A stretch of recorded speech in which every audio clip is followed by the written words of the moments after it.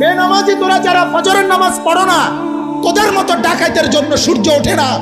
সূর্য ওঠে আমার ওই মাসুম বাচ্চাদের জন্য। যেদিন তাহাজ্জুদ বন্ধ হবে, যেদিন জিকির বন্ধ হবে, যেদিন কোরআন তেলাওয়াত বন্ধ হবে, যেদিন মাদ্রাসার এই দরস বন্ধ হবে, যেদিন এই 8-10 বছরের মাসুম বাচ্চাদের রাতের 4টা বাজের কোরআন তিলাওয়াতের হেফজোখানার আওয়াজ বন্ধ হয়ে যাবে, আল্লাহর কসম সেদিন আর সূর্য উঠবে না, চাঁদ উঠবে না।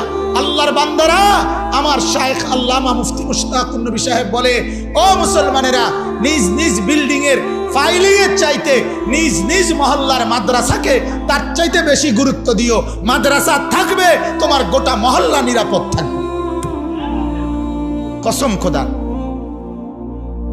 কারণ আমরা যখন গোটা মহল্লাবাসী ঘুমাই, মাদ্রাসার তালেবে ইলম রাতের 4টা বাজে, ঠান্ডা শীত আর কুয়াশার মধ্যে 8-10 বছরের ছোট্ট মাসুম বাচ্চা বছরের 12 মাস আল্লাহকে সেজদা করে তাহাজ্জুদ পড়ে এই কোরআন নিয়া ছোট্ট মাসুম বাচ্চা হাফেজ সাহেবের কাছে সবক শুনাইতে বসে।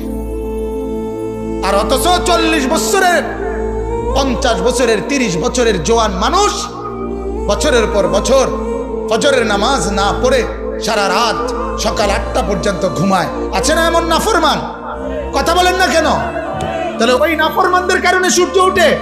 আরে ডাকাত, তোরা তো ঘুমে থাকস, তোর লেগে সূর্য উঠবে কেন? হাদিসে আছে, আল্লাহর নবী সাল্লাল্লাহু আলাইহি সাল্লাম বলেন, জমিনে যেখানেই নাফরমানি হয়, ওই জমিন, ওই মাটি আল্লাহকে বলে, আল্লাহ মালিক, আমারে শুধু আমার বিছনাটা একটু পাল্টাইতে দাও। তোমার এই বান্দা নাফরমানি করছে, আমার উপরে দাঁড়ায়া জিনা করছে, বেবিচার করছে, মোবাইলের মধ্যে উলঙ্গ ছবি দেখছে ঘন্টার পর ঘন্টা।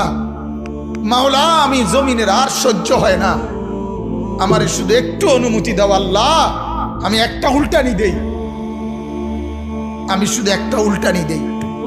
আমার জমিনের নিচের মাটি উপরে তুলে দেই, উপরের মাটি নিচে নামায়ে দেই।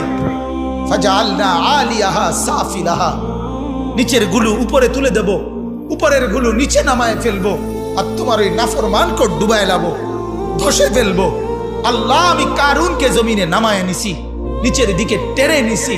আল্লাহ, আমি কওমে লূতকে পুরা বস্তি, পুরা মহল্লা, পুরা এলাকা, তাদের চতুষ্পদ জন্তু জানোয়ার, তাদের ঘর বাড়ি, তাদের আসবাবপত্র, নারী পুরুষ কোলের বাচ্চা সহ আমি জমিন উল্টায়া দাফন করে দিছি।